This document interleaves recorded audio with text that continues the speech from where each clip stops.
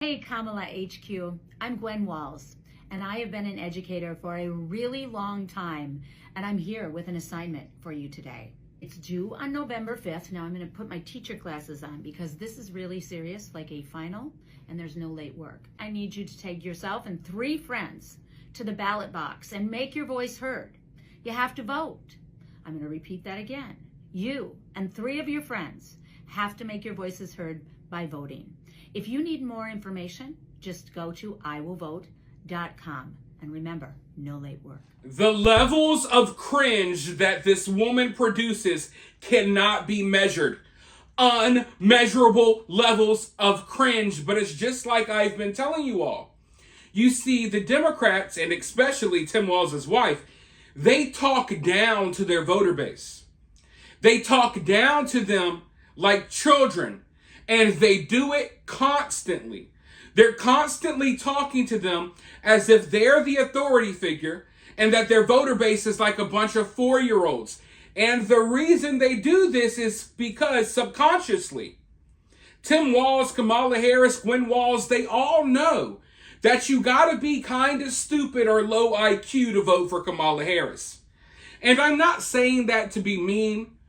Actually, this isn't even really political at all. You can take your political beliefs and put them to the side and just look at what's happened in our country over the last 4 years. Why would anyone want to vote for this again? Right? Because we could argue about this policy. We could debate about this policy. None of us can sit here and pretend like the last 4 years have been great for Americans because they haven't been. Right? The numbers suggest otherwise. The prices at the gas pump, the prices at the grocery store, it suggests otherwise. The botched withdrawal from Afghanistan suggests otherwise, right? These are things you can't deny. These are things that are not up for debate. You can't debate me that the price of eggs is a good price and we should keep it this price and it's better than the price that it was 4 years ago. You can't debate those things. So these people know that they are trying to appeal to low IQ individuals. They are trying to appeal to a bunch of freaking idiots to vote for them, which is why they talk to them in the way they do. If they respected their voter base, they wouldn't talk to them like a bunch of kids. But this is what they do. Because like I just said, they know, just like I know, just like you know, they know the type of people they're trying to appeal to.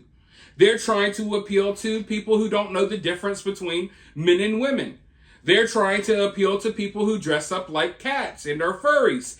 They're trying to appeal to people who have just thrown all basic reality out of the window and who are living in their own little world. And notice I say little world, because their minds are little and they're treated like little people, especially by these Democratic politicians. Let me put my teacher glasses on and talk to you like a bunch of 4-year-olds.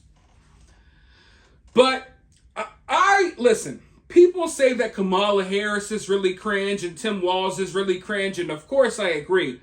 But Gwen takes the cake. Gwen takes the cake for sure.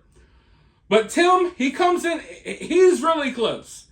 Tim Walz is getting really close, and over the past couple of days, I guess they tried to trot him out and do some photo shoots of him hunting, because now they're trying to appeal to male voters. Because listen, if you're a man and you're voting for the Democratic Party, what does that say about you as a man? I mean, honestly, are you really even a man if you vote for Kamala Harris? And it's not because she's a woman. It's because of the stuff that she pushes. The stuff that Tim Walz pushes. I don't think most real men think that it's necessary for elementary school boys to have tampons in their bathrooms. I don't think most men think that tampons should be in men's bathrooms. That's one of the main things Tim Walz has fought for since he took over, office.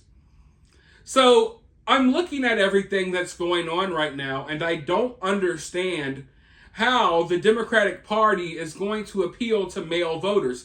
Now, of course, you got soy boys and people like that who will vote for Kamala Harris. I'm talking about real men. So what we're going to see now, these last couple of weeks of the election, Democrats are going to do whatever they can to try to appeal to male voters. And it's going to be very cringy. It's going to be noticeably cringy. Maybe even more cringy than what we just watched with Gwen Walz. And luckily, someone actually called this out on CNN, and the entire panel kind of gasped, and they were all like at a loss for words. Let's go ahead and roll this clip, and then I'll be right back with more. It was a rough week. I mean, her faves are down.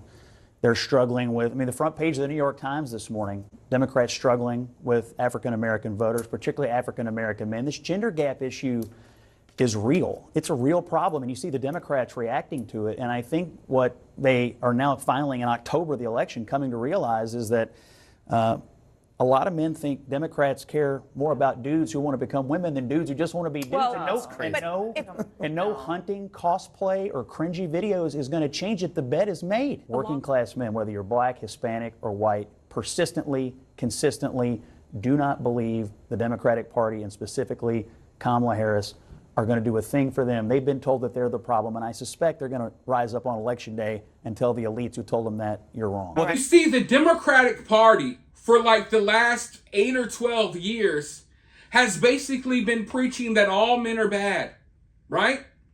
The Me Too movement, all of this ultra mega feminism stuff that's going on, believe all women, all men are bad, they're all predators, they're all misogynist. And even when Democrats are trying to appeal to male voters, they still can't get rid of that rhetoric. You know, they trotted out Barack Obama to try to guilt trip black men to voting for Kamala Harris. And the basic message that he had was, hey, stop being women-hating misogynist, okay? Stop hating women and vote for Kamala. And I don't think that's really, blowing over well with people, because I think people who actually value women are voting for Republicans. I think the people who actually value women are voting for Trump, because the Democratic Party is trying to replace women with men. The Democratic Party is all about men competing in women's sports. The Democratic Party is all about men, using the same bathroom as women. So basically, as usual, the Democratic Party is just projecting. They're projecting, pretending that, if you're a man that actually cares about women and wants to protect women from all of this new age stuff that the Democrats are trying to introduce, then you're a misogynist pig, you're a bad person. No. Actually, you all are the bad people. You are the ones that don't value women and don't appreciate women, which is why you pretend like anyone can be a woman when they can't. And I think women are tired of that disrespect. And that disrespect is only coming from one party, the Democratic Party. And the Democrats are continuing to flood our country with illegal immigrants that are attacking women and hurting young women and children. So I think that many women are waking up to the fact that their rights are under attack, but it's not coming from who the Democrats are saying it's coming from. The real attacks on women are coming from the Democratic Party. And that's just plain and simple. Now, they'll have you try to, focus all of your energy and attention on certain issues. But in reality, I think that it's kind of easy to see what's going on here. Not only is there an attack on women, there's an attack on men. There's just an attack on straight, normal people. There's an attack on the nuclear family. Because when you boil it down, the Democratic Party doesn't just hate men. They hate women. They hate men and women, and they hate men and women coming together and forming that family unit. Because typically people who have family units aren't fooling up with all of this Democratic nonsense. Like, most people, if they had kids, I think they would rethink a lot of their political beliefs. Because when you got one party trying to trans your kids and chop their body parts off and feed them puberty blockers and stuff, I think if you have kids of your own, you're more likely to feel strongly against that stuff. But for now, I guess we'll go ahead and watch Tim Walz pretend to be a hunter, and we'll watch his wife go along with her cringy little speeches, and we'll just sit back and we'll react to it all. You let me know your thoughts, though, down in the comments below. While you're down there, hit that thumbs up, hit that subscribe, ring that notification bell, and if you find yourself getting too worked up by all of this, remember, it's just political cinema.